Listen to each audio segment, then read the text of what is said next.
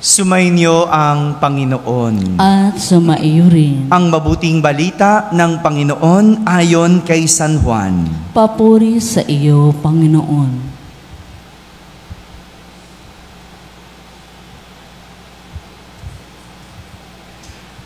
Noong panahong iyon, ang mga Hudyo ay kumuha ng bato upang batuhin si Jesus. Kaya't sinabi sa kanila ni Jesus, "Maraming mabubuting gawa mula sa Ama ang ipinakita ko sa inyo. Alin ba sa mga ito ang dahilan at ako'y inyong babatuhin?" Sinagot siya ng mga Hudyo, "Hindi dahil sa mabuting gawa kaya ka namin babatuhin, kundi dahil sa paglapastangan mo sa Diyos. Sapagkat nagpapanggap kang Diyos, gayong tao ka lang." Tumugon si Jesus, "Hindi ba nasusulat sa inyong kautusan? Sinabi ko, mga Diyos kayo? Mga Diyos ang tawag ng kautusan sa mga pinagkatiwalaan ng salita ng Diyos, at hindi maaring tanggihan ang sinasabi ng kasulatan. Ako ay hinirang at sinugo ng Ama. Paano ninyo masasabi ngayon na nilalapastangan ko ang Diyos sa sinasabi kong ako ang anak ng Diyos? Kung hindi ko ginagawa ang ipinagagawa ng aking Ama, huwag ninyo akong paniwalaan. Ngunit kung ginagawa ko iyon, paniwalaan ninyo ang aking mga gawa. Kung ayaw man ninyo akong paniwalaan, sa gayon, matitiyak ninyong nasa akin ang Ama at ako'y nasa Kanya." Tinangka na naman nilang dakpin siya, ngunit nakatalilis.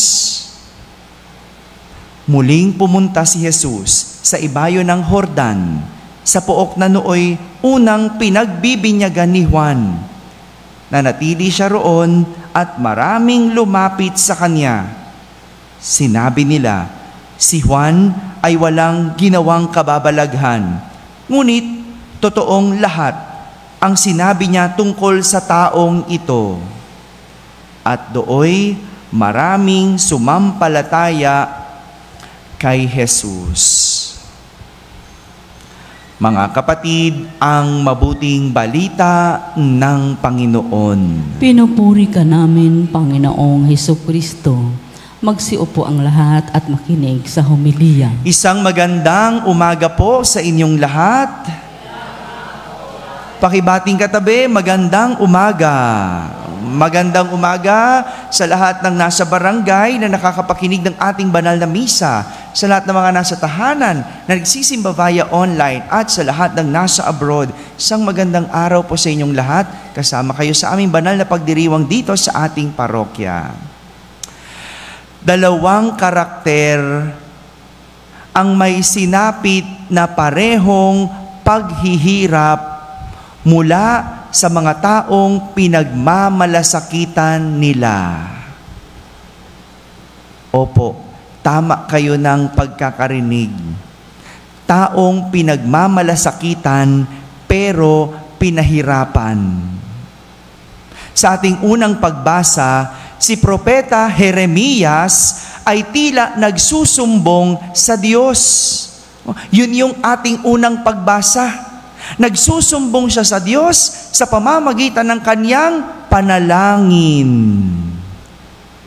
Dahil ang karamihan, lalo na ang kanyang mga matalik na kaibigan, ay nagbubulong-bulungan para siya ay isuplong at patayin. Hinahangad na siya ay mapahamak. Tama kayo ng dinig. Kahit matalik niyang kaibigan, pinagbubulong-bulungan siya. Ninanais siyang mapahamak at mapatay.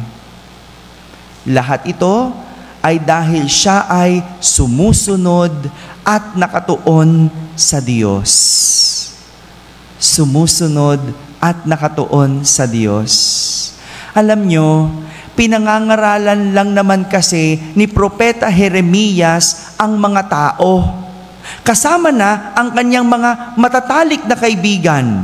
Pinangangaralan niya dahil mali at masasama ang kanilang ginagawa. Gaya ng pagsamba sa Diyos-Diyosan, kagahaman, kahalayan, at kung ano-ano pang kasamaan. Hindi ba ganon? Kapag matalik mong kaibigan, kapag mali siya, itatama mo. Tama ba? Kapag mali, kahit matalik mong kaibigan, hindi mo dapat kinukonsinte. Tama? Kasi yan ang tama eh.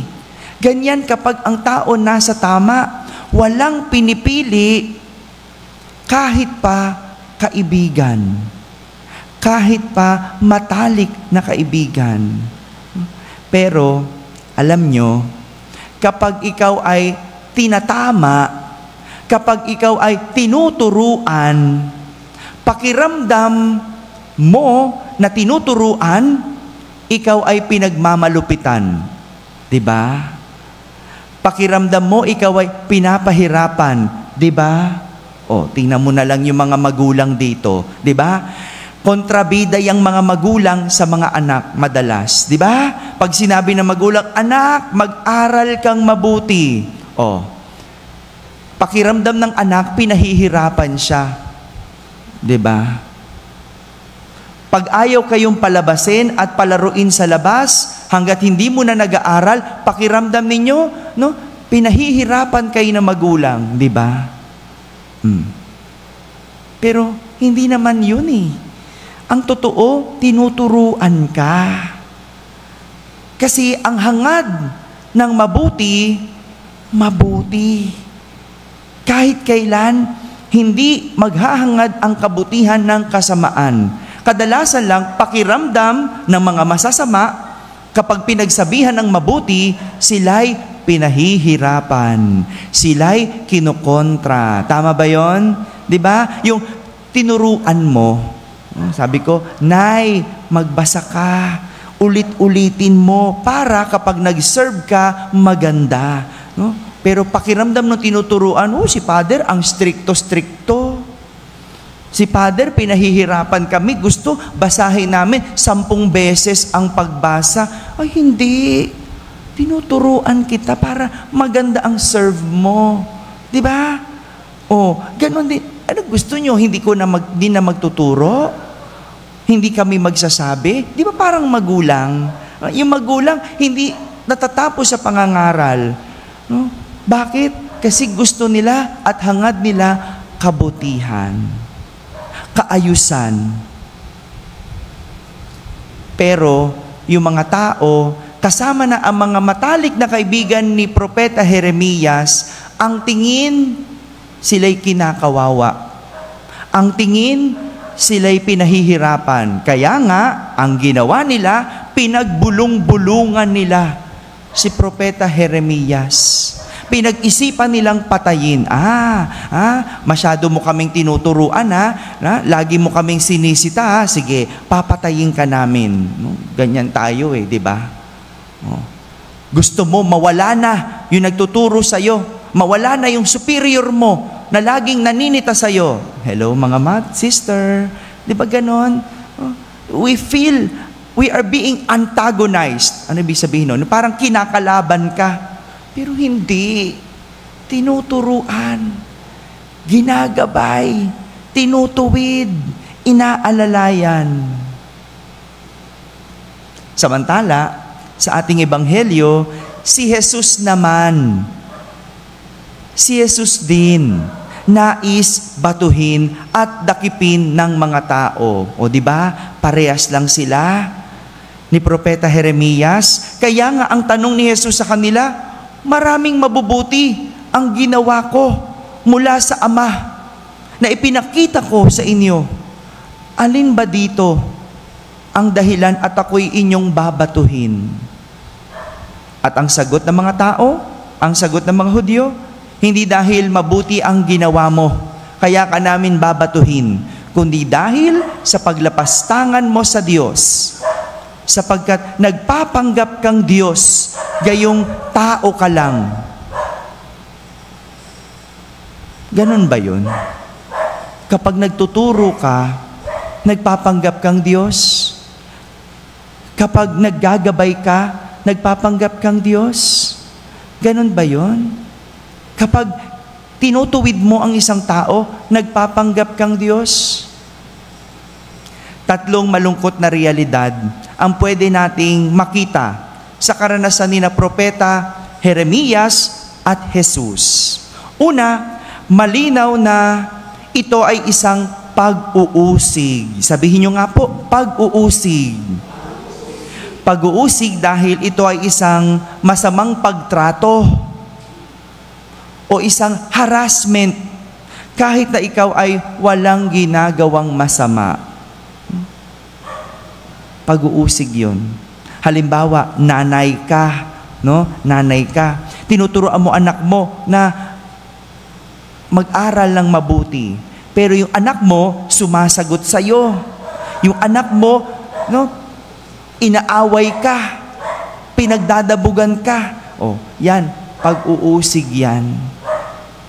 Yung kinakalaban ka, kahit mabuti naman ang hangarin mo, inaaway ka kahit maganda naman ang ginagawa mo, pag-uusig yan.